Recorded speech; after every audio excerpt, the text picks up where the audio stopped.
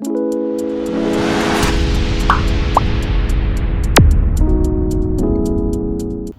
Everyone, तो चलिए हम स्टार्ट करते हैं इस लेक्चर में बेसिकली रेस्पिरेशन सिस्टम के बारे में। प्रीवियस लेक्चर में हमने डिस्कस किया था बेसिकली सर्कुलेटरी सिस्टम को हमने कंप्लीट कर लिया है बायोलॉजी में, ह्यूमन बायोलॉजी में, जिसको हमने परिसंचरण तंत्र कहा। इसके बाद हमने पाचन तंत्र, जिसको हम डाइजेस्टिव सिस्टम बोलते हैं, उसको भी हमने कंप्लीट किया। आज हम अगले सिस्टम को लेकर आए हैं आपके सामने। उसमें हम डिस्कस करेंगे बेसिकली रेस्पिरेटरी सिस्टम, जिसको हम श्वसन तंत्र भी बोलते हैं। ठीक है, तो चलिए हम इसको डिस्कस करते हैं कि क्या होता है रेस्पिरेटरी सिस्टम, अलग अलग जीवों में किस प्रकार का रेस्पिरेशन या श्वसन होता है, और ह्यूमन में कैसा होता है, और क्या उसकी प्रक्रिया होती है, मैकेनिज्म होता है, किस प्रकार से गैसों का विनिमय होता है। सबसे पहली बात तो हमको ये समझना है कि रेस्पिरेटरी सिस्टम, श्वसन तंत्र क्यों ज़रूरी है और ये क्या होता है। तो जैसा कि मैंने आपको बताया था पहले भी कि हमारे शरीर में हमको ऊर्जा की ज़रूरत पड़ती है, ATP जिसको हम बोलते हैं।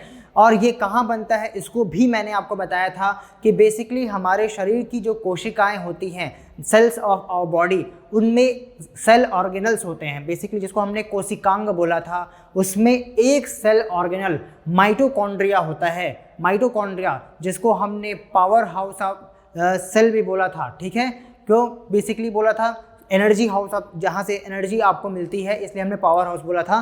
तो वो एनर्जी की बात हमने की थी। एनर्जी जो ATP जिसको हम बोलते हैं, एनर्जी करेंसी ऑफ सेल बोलते हैं, ऊर्जा बोलते हैं कोशिका की, वो बेसिकली कहाँ पर बनती है? वो बनती है माइटोकॉन्ड्रिया के अंदर में। और माइटोकॉन्ड्रिया के अंदर में उस पूरी प्रक्रिया को, जो प्रक्रिया हो रही होती है, उसको हम बेसिकली मेटाबॉलिक पाथवे के थ्रू, उपापचयी पथ के जरिए वह होती है।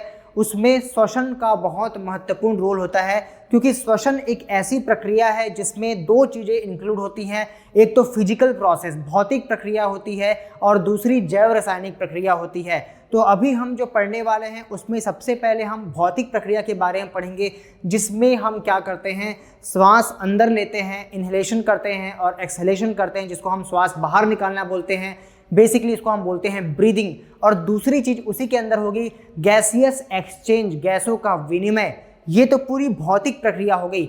जब हम उसके बाद आगे पढ़ेंगे तो उसमें कोशिकीय श्वसन, बेसिकली सेलुलर रेस्पिरेशन के बारे में पढ़ेंगे, जो कि बायोकेमिकल रिएक्शन होगा, और जिसके जरिए आपको पता चलेगा कि हमारे शरीर में जो ATP, जो ऊर्जा बनती है, वो किस प्रकार से बनती है। तो चलिए हम स्टार्ट करते हैं, इस पूरी प्रक्रिया को समझते हैं।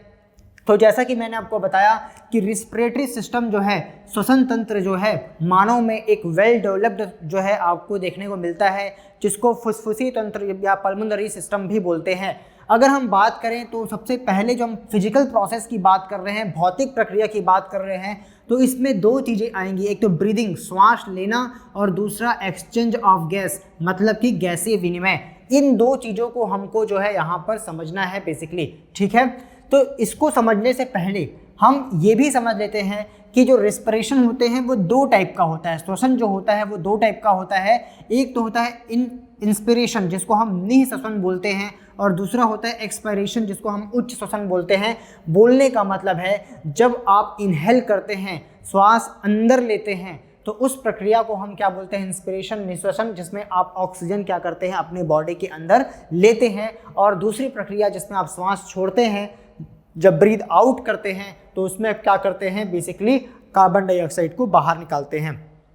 ठीक है, तो ये ऑक्सीजन और कार्बन डाइऑक्साइड की जो बात है, मैंने आपको बताया था कि माइटोकॉन्ड्रिया में जो कोशिकीय श्वसन होगा वो बेसिकली ऑक्सीजन की उसमें ज़रूरत पड़ेगी, और कार्बन डाइऑक्साइड उत्पाद के रूप में, बाई प्रोडक्ट के रूप में निकलेगा। तो वही ऑक्सीजन और वही कार्बन डाइऑक्साइड हम यहाँ पर इनहेल कर रहे हैं और एक्सेल कर रहे हैं। ठीक है, अच्छा, इसको शुरू करने से पहले, इस पूरी प्रक्रिया को शुरू करने से पहले हम कुछ जीवों में, कुछ अदर ऑर्गेनिज्म में बेसिकली समझ लेते हैं कि किस प्रकार से रिस्पिरेशन होता है। तो अगर हम एक्वाटिक ऑर्गेनिज्म की बात करें, जलीय जीवों की बात करें, जैसे कि फिश हो गए या जो भी जल में रहने वाले बेसिकली जीव हैं, मछलियाँ हो गई, उन सब में अगर हम देखें तो उनमें क्या होता है? गलफड़े उसमें क्या होते हैं, पाए जाते हैं। ठीक है, इसको ब्रांचियल रिस्पिरेशन भी बोलते हैं, ब्रोंकियल रिस्पिरेशन भी बोलते हैं। तो गलफड़े उसमें गिल्स पाए जाते हैं, इसको आपको ध्यान रखना है। जो जलीय जीव हैं, जिस अंग के द्वारा, जिस बेसिकली ऑर्गन के द्वारा वो क्या कर रहे हैं, बेसिकली ब्रीदिंग विदाउट कर रहे हैं, वो क्या है, गिल्स है, आपको याद रखना है। अब दूसरी कैटेगरी में हम आते हैं लैंड एनिमल, जिसको हम स्तनधारी भी बोलते हैं, जिसमें मान लीजिए रैट्स हैं, एलिफेंट है। ठीक है, इसके बाद में ह्यूमन है, फ्रॉग भी आएगा जब फ्रॉग लैंड में रहता है तब की बात। ठीक है, तो इन सब में अगर हम बात करें तो इनमें क्या होता है, लंग्स, फेफड़ा, जिसको हम बेसिकली पल्मोनरी जो है रेस्पिरेटरी सिस्टम बोलते हैं, फुसफुसी जो है श्वसन तंत्र जिसको हम बोलते हैं, तो ये पाया जाता है। स्तनधारी, स्तनपाई, जिसको आप लैंड एनिमल्स बोलते हैं। तो याद रखना है आपको एक चीज़ की, फ्रॉग जब लैंड में होता है, मेंढक जब जमीन में होता है, तब उसमें जो यूज़ होता है वो किसका होता है, लंग्स का। लेकिन जब वो जल में होगा, when frog is in water, वो गिल्स का उपयोग नहीं करता है, उनमें गिल्स नहीं पाए जाते हैं। ये आपको ध्यान में रखना है कि जो फ्रॉग होते हैं वो बेसिकली लंग्स का इस्तेमाल करते हैं जब वो कहाँ होते हैं, लैंड में, ज़मीन पर। लेकिन जब पानी में होंगे, जल में होंगे, तो वो गलफड़ों का इस्तेमाल नहीं करेंगे क्योंकि उनके पास में गलफड़े नहीं होते हैं। तो फिर क्या होता है, आगे देखते हैं। तो अर्थवॉर्म के बारे में बात करते हैं, लीच के बारे में बात करते हैं, फ्रॉग के बारे में बात करते हैं। ठीक है, तो फ्रॉग इन वाटर, लीच जिसको हम बेसिकली क्या बोलते हैं, जोग भी बोलते हैं, अर्थवॉर्म बेसिकली केचुआ जिसको हम बोलते हैं। तो ये जो है, जो ऑर्गेनिज्म है, ये जो जीव हैं, ये बेसिकली स्किन, त्वचा से सांस लेते हैं। इसको हम कैटेनिसियस बेसिकली रेस्पिरेशन बोलते हैं, त्वचीय श्वसन बोलते हैं। तो ये आपको याद रखना कि जो फ्रॉग होता है अगर वाटर में है तो वो गिल्स नहीं होता उसमें रेस्पिरेशन के लिए, श्वसन के लिए। उनमें क्या पाया जाता है, उनमें बेसिकली पाया जाता है, उसमें स्किन के थ्रू जो है वो रिस्पिरेशन करता है, कैटेनिसियस जो है वो रिस्पिरेशन करता है। इसको आपको ध्यान में रखना है। नाउ इंसेक्ट की बात कर लेते हैं, कीटों की बात कर लेते हैं। तो उनमें एयर ट्यूब्स होते हैं, अलग से ट्यूब जैसा स्ट्रक्चर होता है बोल सकते हैं आप। और एक प्रकार से अगर हम बोले तो उसको हम बोलते हैं बेसिकली ट्रेकिया या फिर ट्रेचा, जो बोलना है आप बोल सकते हैं, ये उनमें पाया जाता है। ठीक है, बर्ड्स की बात कर लेते हैं। तो बर्ड्स में एयर सेक्स होता है या फिर लंग्स होता है, ये आपको याद रखना है। कुछ में एयर सेक्स मतलब एक आप गुब्बारा जैसा स्ट्रक्चर होता है बोल सकते हैं, या फिर एक लंग्स, वेल डेवलप्ड क्या होता है, लंग्स होता है, फेफड़ा होता है। तो ये तो हो गया सभी प्रकार के अलग अलग जीवों में पाए जाने वाला श्वसन अंग, किस प्रकार से वो श्वसन करते हैं। ठीक है, आई होप ये आपको समझ में आ गया होगा कि अलग अलग जो ऑर्गेनिज्म हैं उनमें जो बेसिकली रेस्पिरेटरी ऑर्गन होता है वो कौन सा होता है, ये आपको आई थिंक समझ में आ गया होगा। Now moving to the human respiratory system, उसमें हम पढ़ रहे हैं सबसे पहले उनके पार्ट्स को हम देख लेते हैं और फिर उस प्रक्रिया को हम समझेंगे। तो सबसे पहले हम देखते हैं, ये आपको दिख रहा होगा जो क्या है, रेस्पिरेटरी सिस्टम ऑफ ह्यूमन। अभी हम बात करते हैं, सबसे पहले आप यहाँ पर देख रहे होगा, यहाँ से हम स्टार्ट करते हैं। तो यहाँ पर क्या होता है कि ये जो पाइप है, ये बेसिकली ट्रेकिया, इसको विंड पाइप हम इसका नाम दे रहे हैं, श्वास नली इसको बोल रहे हैं। तो आपको ध्यान में रखना है कि दो चीज़ें पैरेलल चलती है। आप अगर अपने थ्रोट को देखेंगे, गले को देखेंगे, तो वहाँ दो ट्यूब्स हैं। एक तो वो दोनों पैरेलल हैं, एक दूसरे से जुड़ी हुई हैं, लेकिन सेपरेट हैं। आपको ये भी ध्यान रखना है, उनमें से एक जो है आपकी विंड पाइप है और एक आपके फूड पाइप है, जिसको ईसोफेगस हमने देखा था। ठीक है, तो दोनों पाइप एक दूसरे के आगे पीछे जो है वो कनेक्टेड हैं। अब आपको ध्यान रखना है कि उनकी ओपनिंग्स जो माउथ में है और नोज से जो हवा जा रही है वो बेसिकली सेपरेट होती है किसके द्वारा, इपीग्लोटिस के द्वारा। जैसे कि फॉर एग्जांपल जब हम ब्रीथ इन करते हैं, जब हम सांस लेते हैं, तो ये जो ढक्कन जैसा स्ट्रक्चर आपको दिख रहा है जिसको हम इपीग्लोटिस, कंठ छत बोल रहे हैं, ये बेसिकली क्या होता है, ओपन होता है। लेकिन जब हम पानी पीते हैं या कुछ खाते हैं तो हमारा ये जो पाइप है, ये जो जिसको हम विंड पाइप बोल रहे हैं, ट्रेकिया बोल रहे हैं, जिसको हम श्वास नली बोल रहे हैं, इस ढक्कन के थ्रू, जिसको हम कंठच्छद बोल रहे हैं या फिर इपीग्लोटिस बोल रहे हैं, उसके जरिए ये क्या होता है, क्लोज हो जाता है, जिससे हमारा जो खाना है या जो पानी है वो बेसिकली इस पाइप में नहीं जाता है। तो कई बार आप ये भी अनुभव भी करते होंगे कि जब आप मान लीजिए ऐसे उठा के ऊपर से पानी पीते हैं तो कभी कभी आप अटक जाते हैं। क्यों अटक जाते हैं? क्योंकि जब आप इस तरह से पानी पीते हैं तो ये सेक्शन जो है वो पूरी तरह से क्लोज नहीं हो पाता है और कुछ मात्रा, some amount of water goes inside it, जिसके कारण से आपको जो है खांसी या फिर आपको उस प्रकार की प्रॉब्लम से है आती है। ठीक है, तो एक खतरनाक सिचुएशन उस प्रकार से वहाँ क्रिएट होती है। नाउ अभी हम बात कर रहे थे कि वो सेपरेट होती है किसके जरिए, एपिग्लोटिस के जरिए। तो एपिग्लोटिस बेसिकली सेपरेट करता है हमारे, जब हम खाना खा रहे होते हैं तो वो इसके अंदर जाने के बजाय हमारे फूड पाइप में जाए या पानी पी रहे होते हैं तब, ठीक है। तो ये आपको ध्यान में रखना है। नाउ एपिग्लोटिस के बाद जो ये सेक्शन आपको दिख रहा है इसको हम ग्लोटिस बोलते हैं, कंठ बोलते हैं, ठीक है। यहीं पर ही बेसिकली एक स्ट्रक्चर होता है, आपको ध्यान में रखना है, और वो स्ट्रक्चर क्या होता है, लैरिंक्स, जिसको हम बेसिकली क्या बोलते हैं, कंठ का ही हिस्सा बोलते हैं, जो आपका साउंड बॉक्स होता है जिससे आपकी आवाज़ निकलती है, ठीक है। तो ये आपको ध्यान में रखना है, जिसको लैरिंक्स भी बोलते हैं या फिर उसको आप बोल सकते हो साउंड बॉक्स, ठीक है, ध्वनि यंत्र जिसको हम हिंदी में बोलते हैं। नाउ जो ये आपको गोल गोल स्ट्रक्चर यहाँ पर दिख रहे होंगे, ये बेसिकली क्या है, इसको हम बोलते हैं रिंग ऑफ कार्टिलेज, अपूर्ण उपास्थीमय वलय, अर्थात ये इसको एक स्ट्रक्चर प्रदान कर रहे हैं, एक ट्यूबुलर स्ट्रक्चर प्रदान कर रहे होते हैं, ये आपको ध्यान रखना है।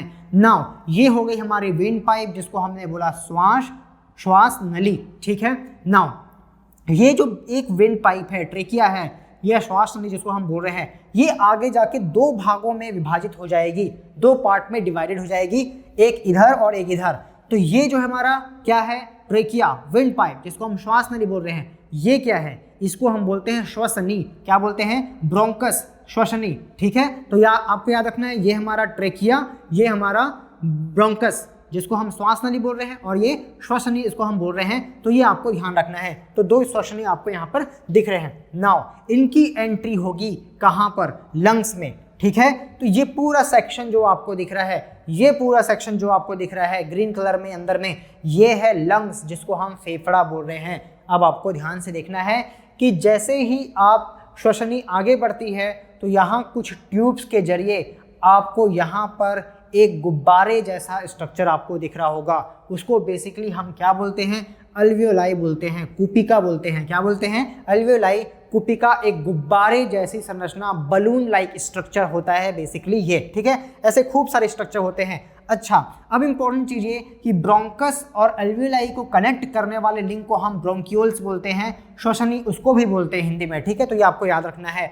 नाउ अब हम बात करते हैं कि ये जो सेक्शन आपको दिख रहा है, बेसिकली जो अंदर दबा हुआ सेक्शन है, ये आपका क्या है, डायफ्राम, ठीक है, क्लियर। अच्छा, इसकी जो बाहर की लेयर होती है, इसकी जो बाहर की लेयर होती है उसको हम पल्मोनरी सैक बोलते हैं। क्या बोलते हैं उसको हम, पल्मोनरी सैक। फुसफुसिया जो है उसका क्या होता है, वो सतह होता है, इसको आपको ध्यान में रखना है। तो आउटर लेयर को हम पल्मोनरी लेयर भी बोलते हैं या फुसफुसी सतह भी बोलते हैं। तो ये चीज़ें हो गई इसका बेसिकली कहाँ कहाँ क्या क्या चीज़ें मौजूद है और किन किन चीज़ों को हम क्या क्या बोलते हैं, किन किन पार्ट्स को क्या क्या नाम दिया गया है, वो सारी यहाँ पर इंफॉर्मेशन आपको यहाँ पर मिल गई है।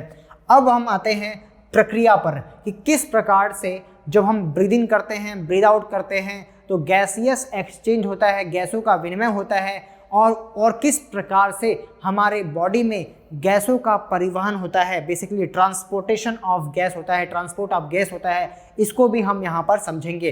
तो चलिए स्टार्ट करते हैं पूरे प्रोसेस को। तो मैंने जैसे आपको बताया कि दो प्रकार की प्रक्रियाएं होती हैं। पहला तो होता है इंस्पायरेशन जिसको नहीं श्वसन बोला, एक्सपायरेशन जिसको हमने उच्च श्वसन बोला। एक में क्या करते हैं हम, बेसिकली O2 जो है इनहेल करते हैं और यहाँ पर CO2 क्या करते हैं, एक्सेल करते हैं। तो ये दो चीज़ें यहाँ पर होती हैं। तो O2 को इनहेल करना और कार्बन डाइऑक्साइड को बाहर निकालना, बेसिकली इसमें प्रेशर का पूरा रोल होता है। यहाँ आपको ध्यान समझना है कि जो प्रक्रिया हो रही है यहाँ पर बेसिकली क्या होता है, एक्सटर्नल एटमॉस्फेरिक प्रेशर और आपके लंग्स के अंदर का प्रेशर जो होता है, इन प्रेशर डिफरेंस, प्रेशर ग्रेडियंट के कारण से आप सांस अंदर ले पाते हैं और सांस बाहर छोड़ पाते हैं। तो अगर हम मैकेनिज्म की बात करें, पूरी प्रक्रिया की बात करें किस प्रकार से ये हो पा रहा है, तो आपको याद रखना है प्रेशर डिफरेंस वातावरण और आपके शरीर के अंदर के फेफड़े के जो दाब है, उन दोनों के दाबांतर के कारण से बेसिकली आप क्या करते हैं, श्वास को अंदर लेते हैं और श्वास को बाहर छोड़ पाते हैं। अब ये क्या होगा, बेसिकली जब एक जगह का दाब ज़्यादा होगा तो दूसरी जगह का ऑटोमेटिकली क्या हो जाएगा, कम हो जाएगा। बस उसी के जरिए हम क्या करेंगे, यहाँ पर श्वास की जो गति है, बेसिकली श्वास की जो प्रक्रिया है वो यहाँ पर क्या होगी, पूरी होगी। अभी आपको ये भी समझना है कि जब हम श्वास ले रहे हैं अंदर, ठीक है, जब हम श्वास क्या कर रहे हैं, अंदर ले रहे हैं, तो क्या प्रक्रिया हो रही है। तो यहाँ आपको एक गैसीय विनिमय का ये पार्ट दिया होगा, इसको आप ध्यान समझिए। तो जब आप सांस लेंगे तो ये सेक्शन जो है आपका ऊपर होगा और जो है ऑक्सीजन इनके थ्रू होते हुए कहाँ पहुँचेगा, तो ऑक्सीजन इनके होते हुए ये अल्वेलाई सेक में यहाँ पर आपको जो है ऑक्सीजन क्या होगा, पहुँचेगा, ठीक है। और जब ऑक्सीजन यहाँ पर पहुँचेगा इन अल्वेलाई, इन कुपिकाओं में जब पहुँचेगा, तो आप उन एक कुपिकाओं को मैंने यहाँ पर बनाकर जो है डायग्राम आपको दिखाया है, यहाँ पर देखिए। तो बेसिकली क्या होगा, यहाँ पर ध्यान से देखिए कि जैसे ही एयर जो है इन कुपिकाओं में, इन अल्वेलाई में पहुँच गया, ठीक है, when air reaches in these parts known as alveoli, then there is a process occurs in this portion that is known as gaseous exchange। जब वो वायु यहाँ पर पहुँचेगी तो वहाँ पर गैसों का विनिमय होगा। कैसे होगा, इनको हम समझते हैं। तो आप ध्यान से देखिए, ये जो लेयर है ये बेसिकली एक प्रकार से आप मान सकते हैं सेमी परमिएबल है, अर्धपारगम्य मान लीजिए। क्यों अर्धपारगम्य, क्योंकि वो सेलेक्टिव सब्सटेंसेस को, विशिष्ट चीज़ों को जो है क्या कर रही है, वो बेसिकली एक्सचेंज कर रही है, विनिमय कर रही है। किसका एक्सचेंज हो रहा है, गैसों का हो रहा है, ठीक है।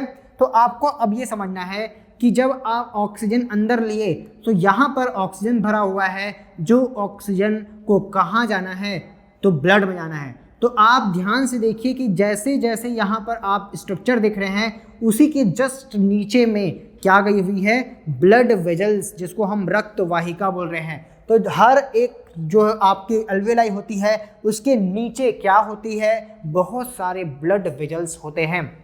अब जैसे ही आप क्या करते हैं, ऑक्सीजन इनहेल करते हैं, तो आपकी कुपिकाओं में मौजूद oxygen present in the alveoli, वो पहुंच जाता है कहाँ पर, इसके अंदर। किसके अंदर, बेसिकली ब्लड वेजल्स, रक्त वाहिकाओं के अंदर। और वहाँ पर हीमोग्लोबिन, मैंने आपको बताया था जब ब्लड पढ़ रहे थे तो हम, हीमोग्लोबिन जो होता है वो ऑक्सीजन को क्या करता है, बाइंड करता है, उनको पकड़ता है, बांध कर रखता है।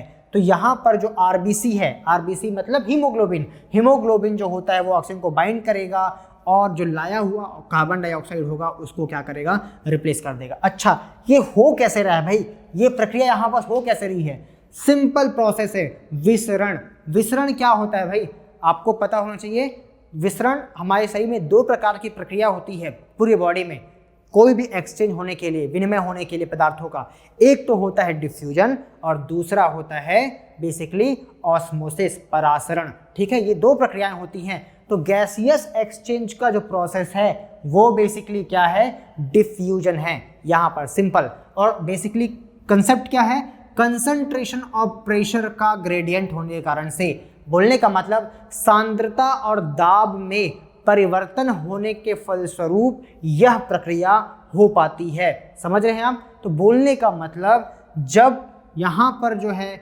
ऑक्सीजन ज़्यादा होगा तो सिंपल सी बात है, क्योंकि यहाँ की ऑक्सीजन, यहाँ पर जो ब्लड होगा उसमें बेसिकली कार्बन डाइऑक्साइड क्या होगा, ज़्यादा होगा। तो यहाँ ऑक्सीजन ज़्यादा है, यहाँ ऑक्सीजन कम है, तो ऑक्सीजन इधर से इधर जाएगा। हाई कंसंट्रेशन से लो कंसंट्रेशन, ये आपको समझना है, बहुत इंपॉर्टेंट चीज़। कि डिफ्यूजन क्या होता है अगर आपको पूछा जाए तो क्या जवाब होगा आपका, विसरण क्या होता है, कंसंट्रेशन जहाँ हाई है वहाँ से लो कंसंट्रेशन की ओर जो है किसी लिक्विड का फ्लो या किसी गैस का फ्लो क्या कहलाता है, डिफ्यूजन कहलाता है। उच्च सांद्रता से निम्न सांद्रता की ओर जो बेसिकली क्या होगा, विनिमय होगा, या सॉरी विनिमय नहीं, जो गैसों का बेसिकली विसरण होगा उसको हम बोल रहे हैं यहाँ पर डिफ्यूजन, ठीक है। तो क्या कारण से हुआ, सांद्रता में परिवर्तन, दूसरा चीज प्रेशर में भी परिवर्तन के कारण से यहाँ पर होता है, ठीक है। तो दो चीजें हो रही हैं यहाँ पर, विसरण जिसमें कंसंट्रेशन और प्रेशर दोनों का रोल है, सांद्रता और दाब दोनों का जो है इंपॉर्टेंट रोल है। और इस प्रकार से यहाँ पर जो क्या बोलते हैं ऑक्सीजन आपका आया है। तो मैंने आपको जब बेसिकली जब पढ़ाया था हार्ट के बारे में, तो हार्ट के बगल में हमने लंग्स बनाया था, लंग्स में भी तो यही हो रहा था। वहाँ पर मैंने आपको बताया था कि वहाँ पर गैसेस एक्सचेंज होता है, तो वो उसका जो प्रिंसिपल सिद्धांत जिसको हम बोल रहे हैं वो ये है, और इस प्रकार से ये प्रक्रिया जो है बेसिकली होती है। नाउ अब हम आते हैं ट्रांसपोर्ट ऑफ गैस में, ठीक है। ट्रांसपोर्ट ऑफ गैसेस, जिसको हम गैसों का परिवहन बोल रहे हैं। कैसे होता है भाई गैसों का परिवहन, तो दो प्रकार की गैसेस तो है हमारे बॉडी में जो परिवहन जिनका हो रहा है, ट्रांसपोर्टेशन हो रहा है, एक तो ऑक्सीजन और एक तो कार्बन डाइऑक्साइड। ऑक्सीजन हम इनहेल कर रहे हैं और पूरी थ्रू आउट बॉडी में वो ऑक्सीजन पहुंच रहा है, हर सेल्स में पहुंच रहा है। और दूसरा जो है कार्बन डाइऑक्साइड का परिवहन, ट्रांसपोर्टेशन ऑफ कार्बन डाइऑक्साइड, ये कैसे होगा? From whole body. ये कहाँ पर कलेक्ट होगा? जो है ब्लड के थ्रू जो है पूरा कलेक्ट होगा और कहाँ आ जाएगा? आपका यहाँ पर, ठीक है, कहाँ पर? लंग्स के पास में। तो और यहाँ से जो ऑक्सीजन है ये पूरे बॉडी में ब्लड के थ्रू चल जाएगा।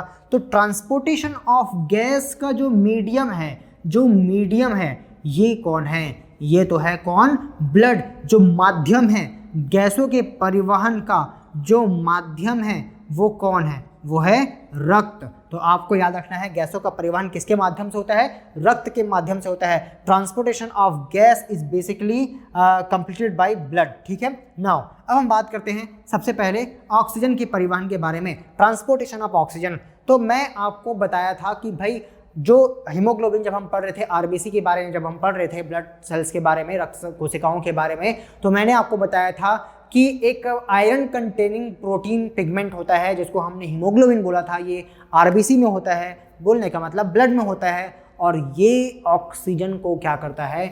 बाइंड करता है, अपने से ऑक्सीजन को बंध बनाकर जोड़ लेता है, जिसको हम बोलते हैं ऑक्सी हीमोग्लोबिन। क्या बोला था हमने इसको? Oxy haemoglobin, HbO2। तो हीमोग्लोबिन जो है वो क्या करेगा?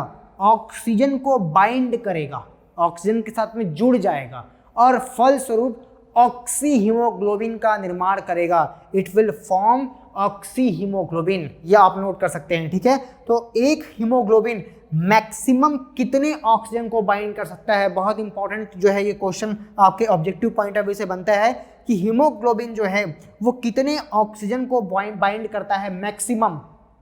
याद रखिए मैक्सिमम है, जरूरी नहीं हमेशा 4 को ही करेगा, ठीक है। ये तो अवेलेबिलिटी ऑफ ऑक्सीजन की अकॉर्डिंगली होता है कि अगर ज़्यादा ऑक्सीजन अवेलेबल है तो कितना कर पाएगा? मैक्सिमम 4, उससे कम भी कर सकता है। कोई ऐसा हार्ड एंड फास्ट रूल नहीं कि 4 ही करेगा, मैक्सिमम कितना कर सकता है? तो आपको ध्यान में रखना है 4 हीमोग्लोबिन, एक हीमोग्लोबिन का मॉलिक्यूल जो है बेसिकली, एक हीमोग्लोबिन जो है 4 ऑक्सीजन के मॉलिक्यूल्स को जो है बाइंड कर सकता है। बहुत इंपॉर्टेंट। नाउ आपको ध्यान रखना है कि जो ऑक्सीजन का परिवहन होगा, ट्रांसपोर्टेशन ऑफ ऑक्सीजन होगा, वो 97% जो आप इनहेल करेंगे उसका 90%, जितना ऑक्सीजन आप इनहेल कर रहे हैं उसका 97% ऑफ ऑक्सीजन क्या होगा?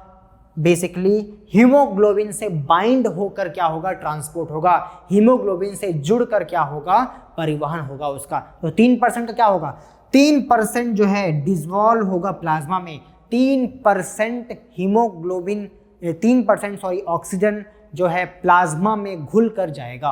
प्लाज्मा क्या है? ब्लड में तो है, ब्लड में 2 पार्ट हैं, प्लाज्मा और फॉर्म्ड एलिमेंट रुधिकाणु। तो एक तो रुधिकाणु जिसके अंदर कौन आ गए? आपका आरबीसी, ठीक है, जिसमें हीमोग्लोबिन है। तो 97% ऑक्सीजन को तो हीमोग्लोबिन पकड़ लेगा और वो ट्रांसपोर्ट कराएगा। 3% कहाँ चले गए? प्लाज्मा में मिल गए। अल्टीमेटली ब्लड में ही तो हो रहा है, ठीक है। तो 100% तो ब्लड से ही हो रहा है, ब्लड से ही होगा, मीडियम हमने देख लिया। उसमें 97% हीमोग्लोबिन से और 3% प्लाज्मा में क्या हो जाएगा? वो डिसॉल्व हो जाएगा, घुल जाएगा, ठीक है। इस प्रकार से ऑक्सीजन का परिवहन होगा। नाउ कार्बन डाइऑक्साइड की परिवहन की बात कर लेते हैं, ट्रांसपोर्टेशन ऑफ कार्बन डाइऑक्साइड। अब आपको यहाँ पर थोड़ा ध्यान से आपको याद समझना है कि सबसे पहली बात मैंने आपको बताया था कि हीमोग्लोबिन जो है कार्बन डाइऑक्साइड और कार्बन मोनोऑक्साइड दोनों से क्या करता है? बाइंड होता है। और कार्बन मोनोऑक्साइड से उसकी जुड़ने की प्रवृत्ति क्या होती है? ज़्यादा होती है। और उसमें मैंने ये भी बताया था कि कार्बोक्सी क्या बनाता है? वापस कार्बोक्सी हीमोग्लोबिन बनाता है, ठीक है। CO2 के साथ जुड़ता है तो क्या बनाता है? कार्बमीनो बेसिकली CO। देखिए मैंने आपको बताया था, मैं थोड़ी देर में फिर से बताऊंगा आपको कार्बन मोनोऑक्साइड वाला केस, क्योंकि हम यहाँ पढ़ रहे हैं। पहले हम समझ लेते हैं CO2 का परिवहन कैसे हो रहा है, ट्रांसपोर्टेशन ऑफ कार्बन डाइऑक्साइड, ठीक है। तो आपको ध्यान रखना है कि जितना आप कार्बन डाइऑक्साइड निकाल रहे हैं, इनहेल कर रहे होते हैं एक बार में, अगर उसको हम 100% मान ले, ठीक है, तो उसका 7% carbon dioxide, 7%, 7% of carbon dioxide पूरे बॉडी से जो आएगा, कहाँ तक? यहाँ तक, उनमें 7% ऑफ कार्बन डाइऑक्साइड प्लाज्मा में घुल कर आएगा, प्लाज्मा में डिसॉल्व होकर आएगा। तो 7% of transportation of carbon dioxide is due to plasma. क्योंकि ये डिजोल्व होता है, घुला हुआ होता है। अच्छा, 23% हीमोग्लोबिन के साथ में बाइंड होता है और क्या बनाता है वो, कार्बमिनो हीमोग्लोबिन। ध्यान रखिएगा 7% प्लाज्मा में घुल के आया है, जैसे 3% यहाँ पर प्लाज्मा में घुल के ऑक्सीजन गया था डिजोल्व होके, वैसे ही 7% कार्बन डाइऑक्साइड जो बॉडी से आ रहा है पूरा, उसका 7% वो बेसिकली जो है प्लाज्मा में घुल कर आएगा, डिजोल्व होके आएगा। 23% हीमोग्लोबिन के साथ में बाइंड होकर क्या बनाएगा, कार्बमिनो हीमोग्लोबिन। ध्यान रहे, कार्बमिनो हीमोग्लोबिन, ठीक है। नाउ 70% जो है, तो आपको याद रखना है maximum percentage of carbon dioxide का जो ट्रांसपोर्टेशन होता है वो किस फॉर्म में होता है, बाइकार्बोनेट HCO3 के फॉर्म में। किसके फॉर्म में होगा, HCO3 के फॉर्म में। तो ये आपको याद रखना है कि बाइकार्बोनेट के फॉर्म में होता है 70% ऑफ कार्बन डाइऑक्साइड। इस चीज को आपको यहाँ पर ध्यान में रखना है, ठीक है। तो हमने बात की 7%, 23%, 70%, टोटल में हो गया 100%, इस प्रकार से होता है, ठीक है। तो ये तो हो गया गैसियस एक्सचेंज के बारे में। अब हम थोड़ा सा जो है यहाँ पर मैं आपको कुछ चीज़ें बताना चाहूँगा जो यहाँ आप देख सकते हैं।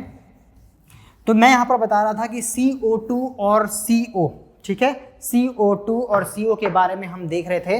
तो मैं वो आपको थोड़ा सा यहाँ पर बता देता हूँ कि जैसे मान लीजिए हम जो है कभी कार्बन डाइऑक्साइड जो है क्या होता है, कंसंट्रेशन जो है हमारे बॉडी में वो जितना है उसका 100% तो इस प्रकार से होता है। और मैंने उसको आपको बोला कि 23%, 23% जो है हीमोग्लोबिन के साथ में बाइंड होगा और कार्ब एमिनो हीमोग्लोबिन बनाएगा। मतलब जो हीमोग्लोबिन है ना, वो हीमोग्लोबिन कार्बन डाइऑक्साइड से जब बाइंड होगा तो वो क्या बनाएगा, वो बनाएगा कार्बमिनो हीमोग्लोबिन। क्या बनाएगा, कार्ब एमिनो, इसको हम बोलते हैं HB मान लो, ठीक है। और CO के साथ में अगर बाइंड हुआ तो क्या बनाएगा, कार्बोक्सी, ठीक है, कार्बोक्सी हीमोग्लोबिन, ठीक है, कार्बोक्सी हीमोग्लोबिन। तो कार्बमिनो और कार्बोक्सी, ये दो चीज़ आपको यहाँ पर दिख रही है, समझ गए आप। अब इंपॉर्टेंट चीज़ ये कि ये तो ठीक है, चलो ये तो हमारी बॉडी में 23% कार्बन डाइऑक्साइड के साथ में ऐसा हो रहा है जैसे मैंने आपको बताया। ये कौन सा केस है, ये केस ना बहुत खतरनाक है क्योंकि ये पॉइजनस होता है। ये क्या होता है, पॉइजनस होता है, विषैला होता है, ठीक है, विषाक्त होता है और ये खतरनाक प्रभाव डालता है। तो जब आप जो है कार्बन मोनोऑक्साइड बहुत ज़्यादा ले लेते हैं तो कार्बोक्सी हीमोग्लोबिन बनता है, जो कि बेसिकली पॉइजनस होता है आपकी बॉडी के लिए, ये खतरनाक होता है, जिससे आपकी डेथ भी हो सकती है, दम घुटने से मौत भी हो सकती है। तो ये होता है जब आप बेसिकली, मैंने आपको बताया था कि रूम में अगर आपने सिगड़ी जलाकर सो गए हैं तो कार्बन मोनोऑक्साइड की अगर मात्रा बढ़ गई, क्योंकि अपूर्ण दहन, इनकम्प्लीट कंबशन से CO भी बनता है, तो उससे आपका हीमोग्लोबिन कार्बोक्सी हीमोग्लोबिन बन जाएगा CO को लेकर और अल्टीमेटली आपकी दम घुटने से क्या हो जाएगी, मौत हो जाएगी। अच्छा, एक चीज़ बहुत इंपॉर्टेंट यहाँ आपको समझना है कि जो लंग्स आपको दिख रहा है ना अभी यहाँ पर, तो मैं इसको थोड़ा सा जो है मिटा देता हूँ ताकि आपको मैं डायग्राम बता सकूँ। तो ये जो लंग है, ये मान लीजिए क्या है, हेल्दी लंग है। कैसा लंग है ये, हेल्दी लंग है, ठीक है। अभी हम समझते हैं कि अगर मान लीजिए कि आप जो है कंटिन्यूसली जो है आप स्मोक करते हैं या उस प्रकार का एयर को जो है इनहेल करते हैं, तो आपका ये जो लंग्स है, लंग्स का जो एल्वेलाई का जो सेक्शन है वो किस प्रकार से चेंज होता है। तो क्या होता है आप यहाँ पर देखिए। तो मैं यहाँ पास एक डायग्राम बना रहा हूँ जिससे आपको समझ में आएगा कि आपका जो है लंग्स किस प्रकार से कन्वर्ट हो जाता है। तो यहाँ आप ध्यान से देखिए, ठीक है। तो आप देख पा रहे होंगे किस प्रकार से ये जो है स्ट्रक्चर चेंज हो रहा है, ठीक है। तो ये क्या हुआ आप यहाँ पर समझिए, और मैं थोड़ी सी इसकी लेयर को थोड़ी सी जो है थिक कर देता हूँ, मोटी कर देता हूँ, तो आपको समझ में आएगा कि क्या है। तो आप देखते हैं जब भी आप मूवी देखने जाते हैं तो आपको एक जो है एडवर्टीजमेंट वहाँ को देखने को मिलता है कि आपके लंग्स में जो है टार जमा हो सकता है, टार, ऐसा आप देखते हैं, और निचोड़ के जो है आपको दिखाता है वो। बस ये आपका लंग्स का स्ट्रक्चर है अगर आप चेन स्मोकर हैं तो, ठीक है। अगर आप लगातार सिगरेट या उस प्रकार का धुआं को अंदर ले रहे हैं, ठीक है, तो आपको ध्यान रखना है कि उसमें मौजूद कार्बन पार्टिकल और तमाम अलग अलग प्रकार के जो पार्टिकल्स हैं वो जाके इसमें क्या होने लगते हैं, जमा होने लगते हैं। बेसिकली वहाँ पर जो है बेसिकली क्या हो जाएंगे, वो जमा हो जाएंगे, उसकी लेयर में एक्यूमुलेट हो जाएंगे और धीरे धीरे ये जो है सिकुड़ने लगता है। ये जो सेक्शन है अंदर का ये सिकुड़ जाएगा और इससे होगा क्या, इससे बेसिकली गैसियस एक्सचेंज जो है प्रॉपर नहीं हो पाएगा। बोलने का मतलब ये जो एक्सचेंज हो रहा है ना, ये डिक्रीज हो जाएगा। ठीक है, ये क्या हो जाएगा?